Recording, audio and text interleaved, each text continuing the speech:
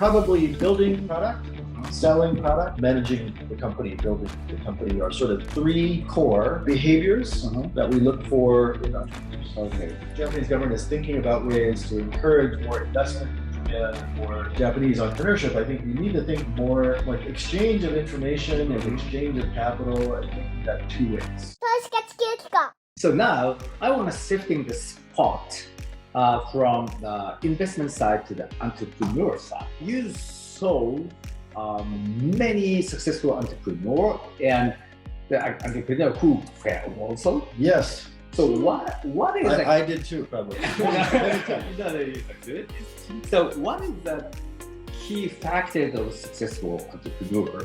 And if you can give us some example of the entrepreneur you invested, also please share that.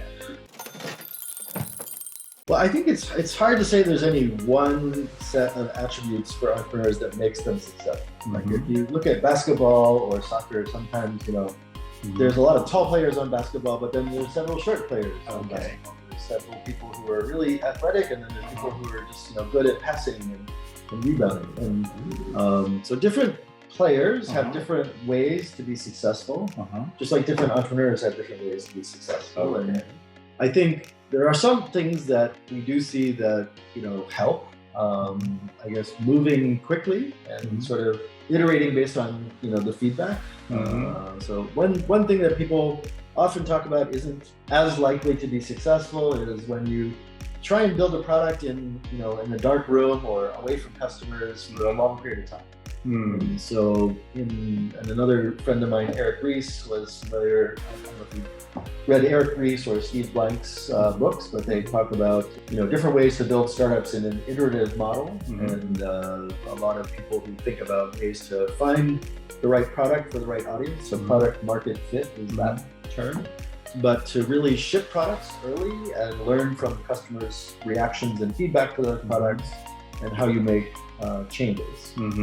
So shipping on a continuous basis and iterating based on customer feedback, not maybe perfect for every startup, but a lot more companies feel like that is a pattern. I think that so that's been maybe over the last 20 years, one of the biggest changes is building products with kind of an iterative model. I think other things that we've seen is kind of an explosion of different online platforms and devices for people to use. Backend and office hosting platforms like Amazon and Google and Microsoft Azure for people to build back offices. So, previously 20 years ago, you'd have to, create your own servers and install various software, host them. It's a very, very expensive and difficult process where you have to build everything. And now a lot of different layers where people are building those products, you don't have to do everything, and many people don't need any back office. They just lease it from Amazon or Azure or Google, and they use other SaaS products. So we're seeing more like a building blocks approach. Maybe in the future with Web3 and AI, we'll see even more of that. So I think as a result of that, entrepreneurs can move faster. Investors, can spend a little bit, less money helping those entrepreneurs. And so the entire industry moves forward a lot faster as a result. Lower costs, bigger reach to customers, maybe faster to market. Still, I think we try and look for some behaviors that are certain type of player or athlete as an entrepreneur. So builder, engineer, person who builds products. Salesperson or marketing person who markets and tries to bring in customers. And then sort of leadership, organizer, CEO who runs the company, hires people, builds culture. Obviously, there's lots of other things. You need to raise capital, you need to invest in marketing and things, but probably building product, selling products, and managing the company, building the company are sort of three core behaviors that we look for in entrepreneurs. Okay. That is a kind of how to manage the company, how to build the stuff.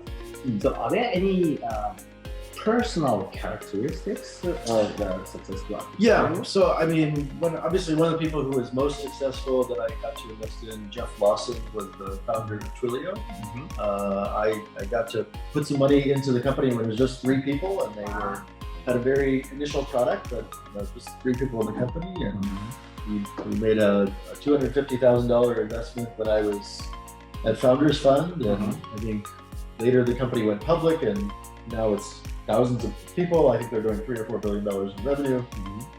We got, I'm not quite sure I remember probably about a 200x return on investment. I think roughly 40 million.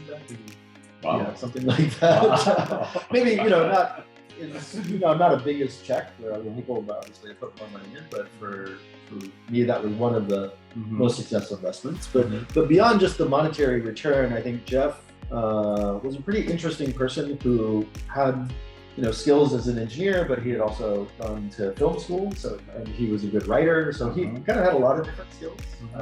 He had been a product manager at Amazon before that up in Seattle, and then he had also been head of engineering at a few different companies, one called StubHub, which later turned into a big company that deals with tickets for music and sports events. And so he really, I talked about the person who was the engineer, the person who was the salesperson, the person who was leading the company. He kind of had all 3 of those, and you don't really see that very often. He took the company from just 3 people to over 1,000 people and managed it for, now it's been probably 15 years or so since the beginning of the company. So you don't see those kind of people all that often. Yeah. I think another group that I got to work with closely was the team at SlideShare. And that was a little bit unusual because the founders were husband, wife, and brother. Rashmi Sinha was the founder's CEO, and she had a background in psychology, and then her husband, John, was engineering type, and he was the CTO. And then Rashmi's brother, Amit, was leading the team back in India and kind of managing, a lot of the team and the product. So, but they had I think some investors don't like to invest in couples or families because they might feel like there's some risk there. I think in their case, they had all worked together, they knew each other well, and they did a great job building a company, partially in India, partially in the US. Didn't take very long, I think only 4 or 5 years before the company was noticed by LinkedIn and became part of LinkedIn. But I really enjoyed, different skills there. In that case, I think, John maybe had the engineering skill. I think Amit was managing the teams and product, and Rashmi was really sort of describing the vision and sort of doing a lot of the talks and presentations. But they work very, very well together as a team. There's plenty of other examples, maybe, and there's plenty of examples that didn't work. I want to compare me with them. Okay. I have this common common characteristics to success like them or not. So well, I don't know as much about you, but I will say even with Jeff, who was great at many things, he still had 2 other co-founders that were helping also get the company off the ground. So I think one thing that is very important is that you're not just an individual contributor, that you work with other people. And usually we're looking for companies where there's 2 or 3 founders that each have a core skill set, but they're hopefully complementary. And there are a few examples of maybe single founders being the driving force in their company, but usually even with them behind the scenes, you'll find out there's other people that help you. Okay. Luckily, I will have friends. Okay, you do. Okay, great. I'm very happy to hear that. But I think it's like there isn't just one path to being a successful entrepreneur. There isn't just one path to being a successful investor. There's lots of different situations. For me, I would say, I like to think that maybe I'm not the best person thinking about big vision, but I like to think I'm good at reactive strategy. So like one thing that I always feel like is you have a great plan, but then the conditions that you previously had to plan for change. Right? And so you have to kind of be, as a startup, always reacting to change and different competitors and different products, and my customers liking this stuff, maybe cost of those products changes. So I think most of being a successful entrepreneur is being comfortable with things not going the way you expect and adjusting quickly, usually to those. Okay. I can do for that. me anyway, I think that's an important skill that I like to see is people are not stuck in one way of thinking. They're able to adjust their perspective to changing conditions, and they're comfortable working in uncomfortable or not familiar conditions. I know that you are a big supporter of women entrepreneurs. You studied with 500 women.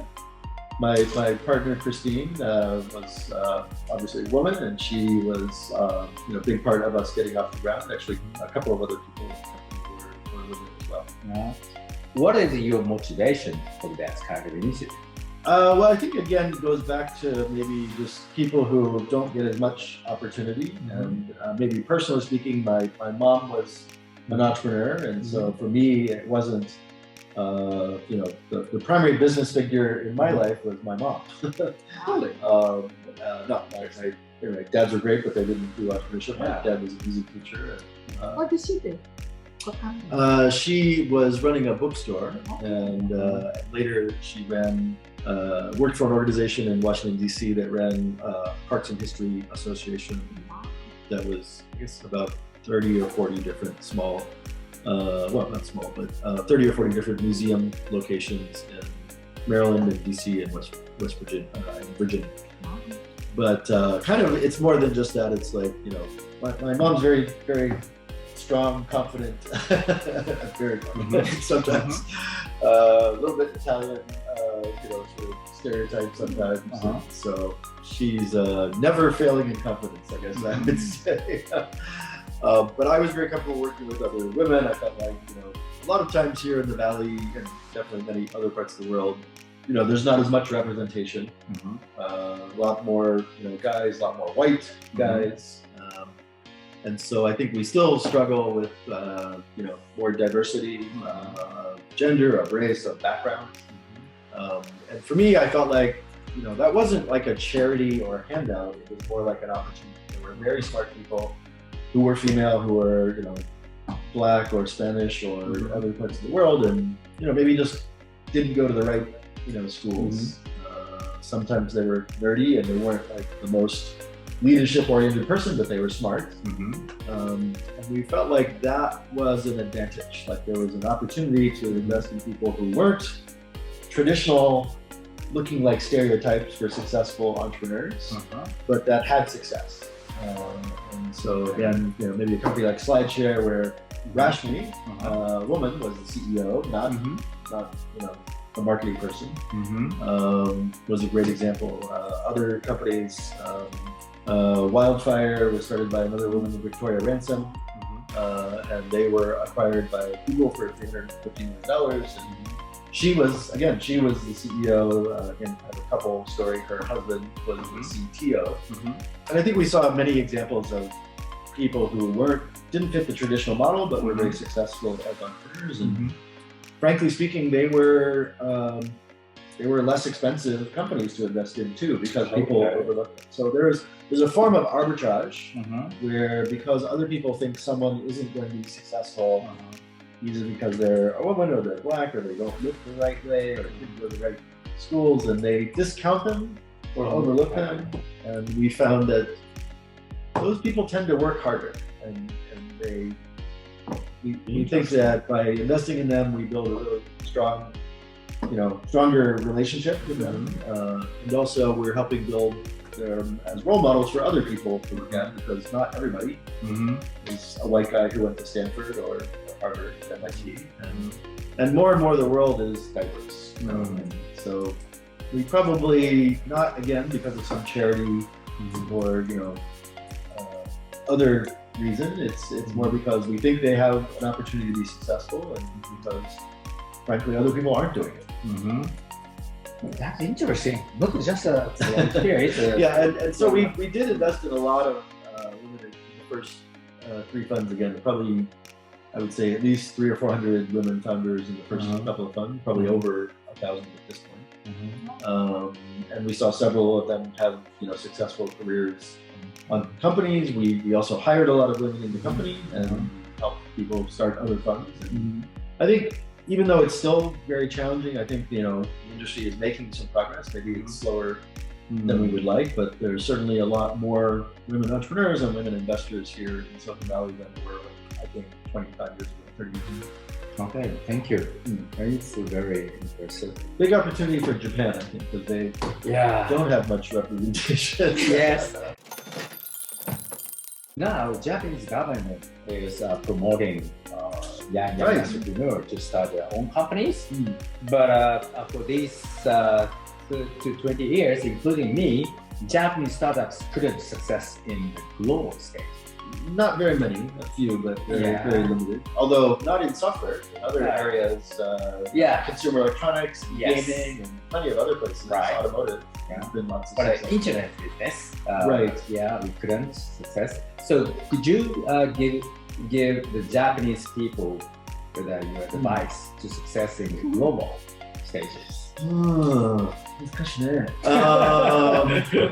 I'm married to a Japanese woman, and my kids are half Japanese, so I have a little bit of insight into this. But I think, you know, so maybe we talked about areas where there have been successful Japanese entrepreneurs. They tend to involve products that language and culture were maybe not as critical. So building cars or building gaming environments, although you could argue that games do require that. But I think the area where Japanese entrepreneurs maybe have some challenges is language and culture outside Japan. You know, I think Japan, unfortunately, is maybe not as diverse globally, so not as many people who are immigrants in Japan. Relatively small percentage of population is from other places. And not so many Japanese go outside the country. Although maybe that's a little bit more now. So I think, you know, diversity of experience matters a lot. Familiarity with other languages and cultures, bringing those people into your culture. One thing that the United States has a big advantage is we're people from everywhere. So it's like most of the US is from other places than the US, at least going back 2 or 3 generations. And so you have a lot of different approaches. And you know, it results in sort of craziness sometimes, but also different perspectives and objectives. So I think encouraging more diversity of approach and maybe increasing immigration policies in Japan, maybe making more capital available to people who are, you know, not just Japanese guys or salarymen or went to the right Todai or great university. So experiencing people from different cultures and genders and beliefs and perspectives. I know that's difficult to change in Japan. But there are a few areas that we can look at that are successful. I think if you look at, you know, anime and manga, you know, previously very exclusively Japanese market. Now it's a very global market. You know, 30 years ago, I was kind of a fan of Japanese animation. I was not very many people were. Now, like my kids go to school here, and everybody is like. What was your favorite anime? Probably Hayao Miyazaki, Totoro. Ghost in the Shell was a big favorite.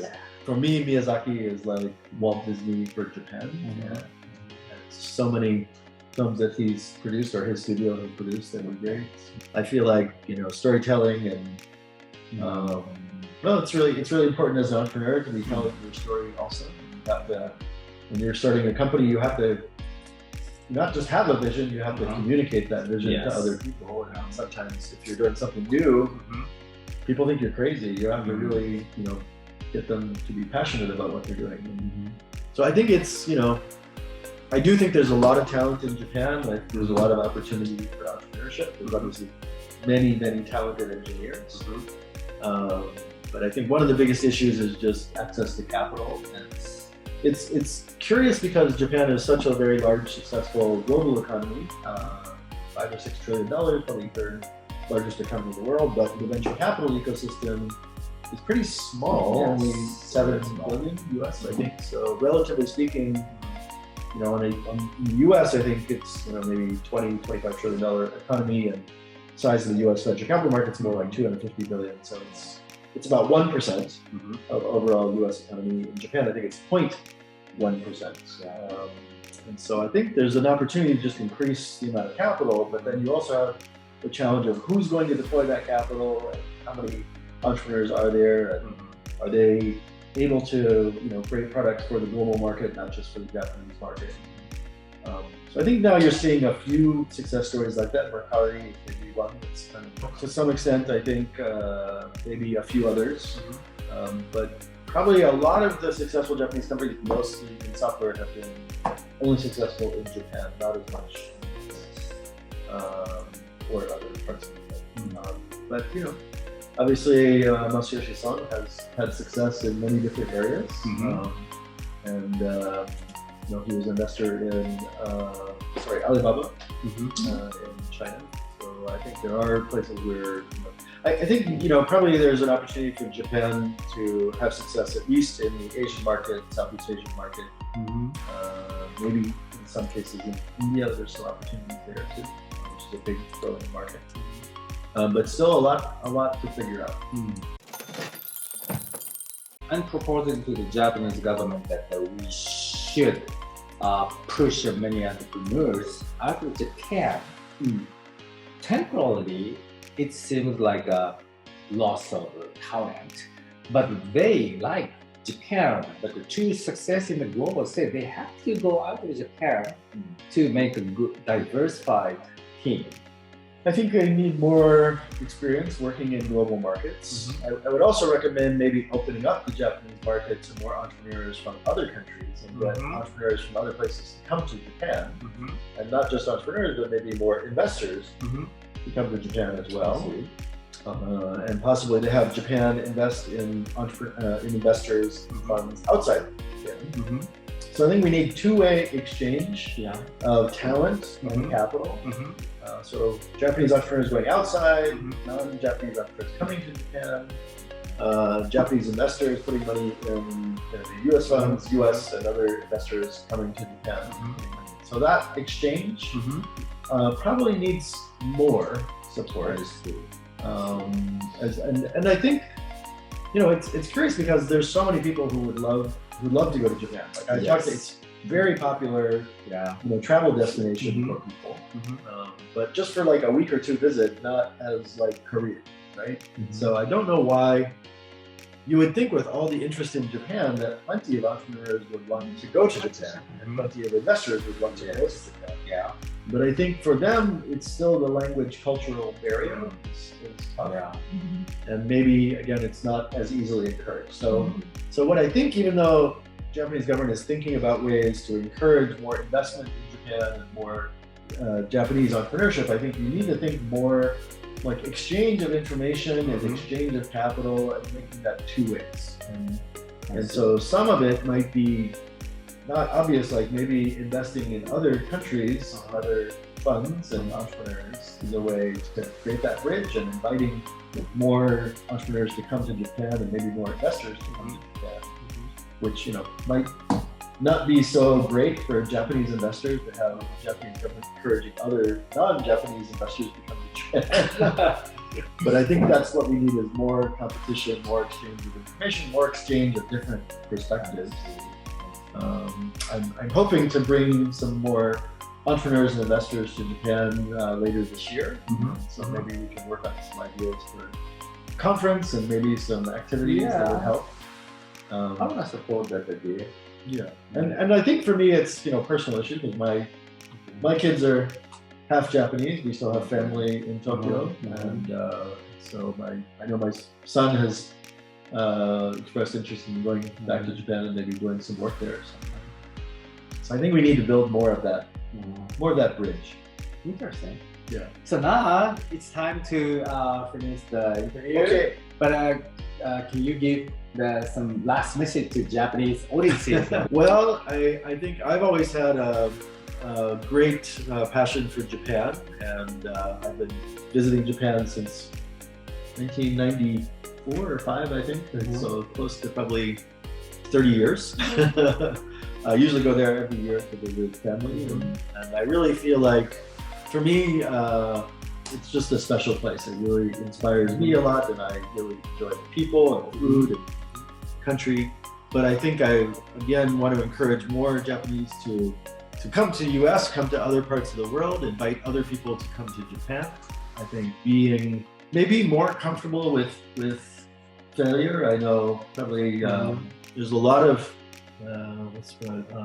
onamae, tatamae. So that's maybe hard sometimes for inner face, outer face, like you want to show. And part of becoming an entrepreneur, I think, is being comfortable with failure, or at least like experiencing failure and recovering from failure.